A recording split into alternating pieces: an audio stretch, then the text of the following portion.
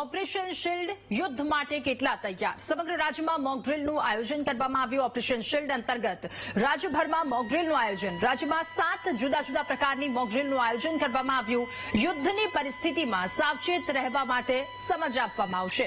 પ્રથમ પ્રયાસમાં થયેલી ખામીઓને સુધારવાની સાથે આ મોકડ્રીલ યોજાશે.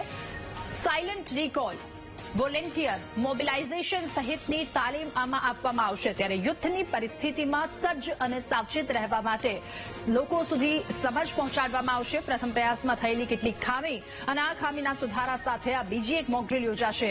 રાજ્યભરમાં મોકડ્રીલ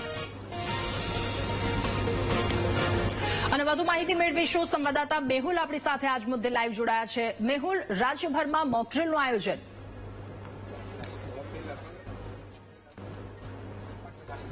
બિલકુલથી રાજા, વાત કરવામાં આવે તો રાજ્યભરમાં મોકડ્રીલ જે છે તે ઓપરેશન શિલ્ડ હેઠળ યોજાઈ રહી છે. અગાઉ જે ઓપરેશન શિલ્ડ હેઠળ મોકડ્રીલ હતી તે મોકૂફ રાખવામાં આવી હતી અને હવે ટૂંક સમયની અંદર જ્યારે સાયરન વાગશે અને આ મોકડ્રીલ જે છે તે એક્ઝિક્યુટ કરવામાં આવશે. આ મોકડ્રીલનો મૂળ હેતુ જે છે તે લોકોને અવગત કરવાનો છે કે જે આ પ્રકારની પરિસ્થિતિ થાય તો લોકો કઈ રીતે તેમાંથી બહાર નીકળી શકે છે અને ખાસ આજની જે સ્થિતિ છે તેની અંદર ડ્રોન હુમલો થાય અને ત્યારબાદ મોકડ્રીલ જે ઇવેક્યુએશન કઈ રીતે કરવામાં આવે છે, લોકોને કઈ રીતે સારવાર માટે લઈ જવામાં આવે છે અને અલગ અલગ એજન્સી કયા પ્રકારનો રોલ નિભાવે છે તેના સંદર્ભમાં મોકડ્રીલ યોજાઈ રહી છે. જે સિવિલ ડિફેન્સના જે કર્મીઓ છે તેમની સાથે વાતચીત કરશું. તેમનું શું કહેવું છે, આજની આ પરિસ્થિતિ કયા પ્રકારની ઊભી કરવામાં આવી છે અને ખાસ આ મોકડ્રીલ શા માટે જરૂરી હોય છે? મોકડ્રીલ જે આજે યોજવામાં આવી છે એમાં જો મિસાઇલ હુમલો થાય કે ડ્રોન હુમલો થાય એ વખતે ઘરના વ્યક્તિઓ કદાચ બહાર હોય પણ ઘરના વ્યક્તિઓ જે ઘરે હોય અને જો કોઈ પ્રોબ્લેમ થાય કે પછી કોઈ કેઝ્યુઅલિટી થાય તો એ વખતે કેવી રીતનું લઈ શકાય, કેવા પગલાં લઈ શકાય એના ભાગરૂપે અહીંયા આપણને આ મોકડ્રીલ યોજવામાં આવી છે. મોકડ્રીલ ખૂબ જ મહત્વપૂર્ણ હોય છે. અલગ અલગ એજન્સીઓ વચ્ચે જે સંકલન જે છે તે જરૂરી હોય છે અને એના માટે જ આ મોકડ્રીલ કરવામાં આવે છે.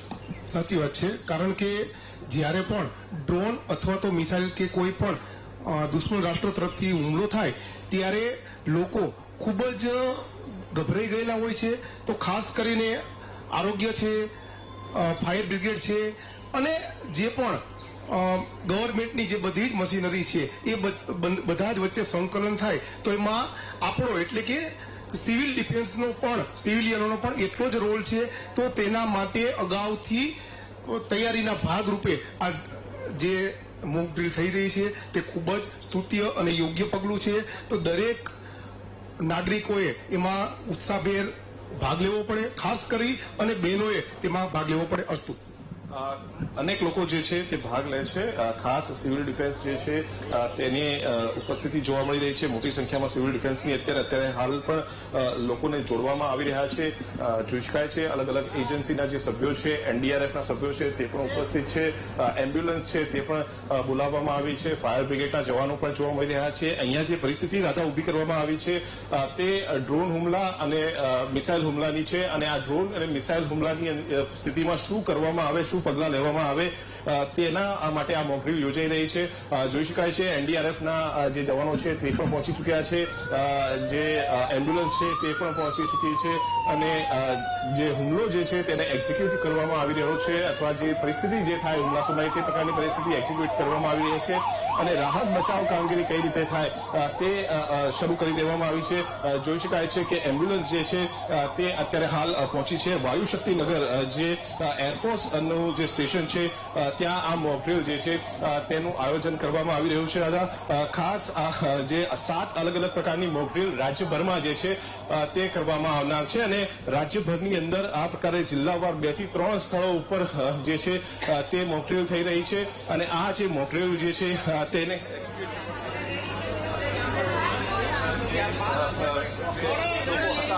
હોય તેવા લોકોને કઈ રીતે ઇવેક્યુએટ કરવામાં આવ્યા છે અથવા કઈ રીતે લઈ જવામાં આવી રહ્યા છે તેની સ્થિતિ જે છે તે ઊભી કરવામાં આવી છે અને ખાસ આ જે ઇજાગ્રસ્ત હોય જે લોકોને બહાર નીકળવામાં આવે તે પ્રકારે જે કંઈ એક્ઝિક્યુટ કરવામાં, મોકડ્રીલ કરવામાં આવી રહી છે અને તમામ એજન્સીના લોકો જે છે તે પણ સાથે ઉપસ્થિત છે.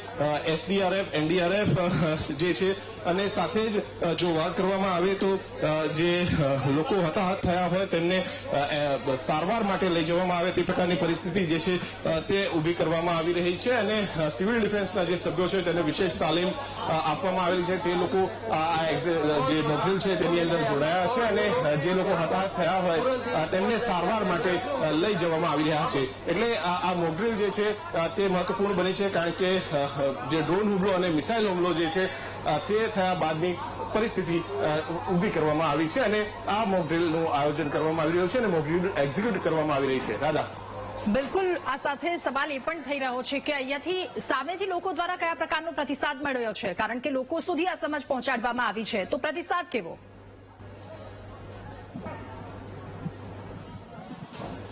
બિલકુલથી ખાસ સિવિલ ડિફેન્સના જે લોકો જે છે તેમની ભૂમિકા મહત્વપૂર્ણ રહી છે. અત્યારે હાલ જોઈ શકાય છે કે એનડીઆરએફના જે જવાનો છે તે પણ તેની અંદર જોડાયા છે. ફાયર બ્રિગેડના જે જવાનો છે અને ફાયર બ્રિગેડના અધિકારી છે તેમની સાથે પણ વાતચીત કરવાનો પ્રયાસ કરશું કે તેમનું શું કહેવું છે.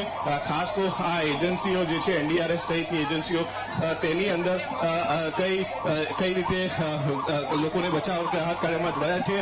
ફાયરના જે જવાનો છે અત્યારે જોઈ શકાય છે કે હુમલાની સ્થિતિમાં જે ડ્રોન હુમલો થાય અથવા મિસાઇલ હુમલો થાય તો કઈ રીતે આગ પર કાબુ મેળવી શકાય તે માટે જે છે તે એક્ઝિક્યુશન કરવામાં આવી રહ્યું છે. અત્યારે પાણીનો મારો જે છે તે ચલાવવામાં આવી રહ્યો છે.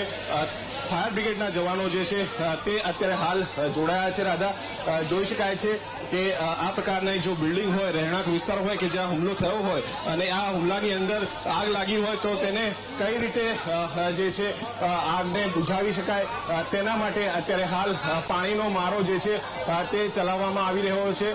ફાયર બ્રિગેડ, આરોગ્ય, એનડીઆરએફ, સ્થાનિક એસડીઆરએફ, સિવિલ ડિફેન્સના લોકો જે છે તેનું કોર્ડિનેશન કયા પ્રકારનું હોય છે તેના માટે આ પ્રકારની મોકડ્રીલ જે છે તે ખૂબ મહત્વની હોય છે. જોઈ શકાય છે અત્યારે સીધો પાણીનો મારો જે છે તે ચલાવવામાં આવ્યો છે. એરફોર્સ ખાતે, વાયુશક્તિ નગર ખાતે અત્યારે હાલ જે છે મોકડ્રીલ કરવામાં આવી રહી છે અને ફાયરના જે જવાનો છે તે અત્યારે આ પાણીનો મારો ચલાવી રહ્યા છે. ફાયરના જે જવાનો છે જોઈ શકાય છે કે કયા પ્રકારે તેઓ સજ્જ છે અને કઈ રીતે હુમલો કરે છે. ખાસ આ પ્રકારની સ્થિતિ હોય છે ત્યારે ફાયરનો રોલ ખૂબ મહત્વનો હોય છે. મોકડ્રીલની અંદર પણ આપણે અત્યારે હાલ एग्जीक्यूशन कर रहा है. जो इन्फॉर्मेशन मिली है कि इस बिल्डिंग में फायर लगी है, so Gandhinagar and gift city fire services we have responded and we are operating for the dousing of fire. તો આ જે છે તે એક્ઝિક્યુશન કરવામાં આવી રહ્યું છે. રાધા, જે હુમલાની જે સ્થિતિ છે તેની અંદર કઈ રીતે જે આગ લાગી હોય તો તે બચાવ રાહત કાર્યમાં જોડાઈ શકાય છે. ગાંધીનગર જે ફાયર છે તેની સાથે વાયુશક્તિનગરનું એટલે જે ડિફેન્સ કોલોની છે તેનું પોતાનું જે ફાયરના જે જવાનો છે તે અત્યારે આ મોકડ્રીલની અંદર ખૂબ જ મહત્વનું કામ કરી રહ્યા છે અને જે આગ ઉપર કાબુ મેળવવાનો પ્રયાસ જે છે તે સીધો કરવામાં આવી રહ્યો છે. મોટી સંખ્યામાં ફાયરના જવાનો છે, એનડીઆરએફ, સિવિલ ડિફેન્સ, એસડીઆરએફ, સ્થાનિક પોલીસ અને ફાયર બ્રિગેડનો રોલ જે છે તે આ પ્રકારના હુમલામાં ખૂબ મહત્વનો હોય છે. અત્યારે જોઈ શકાય છે કે જે પ્રકારે બિલકુલ. આભાર આપનો તમામ માહિતી અને ત્યાંની પરિસ્થિતિ શું છે એનાથી અવગત કરાવવા બદલ.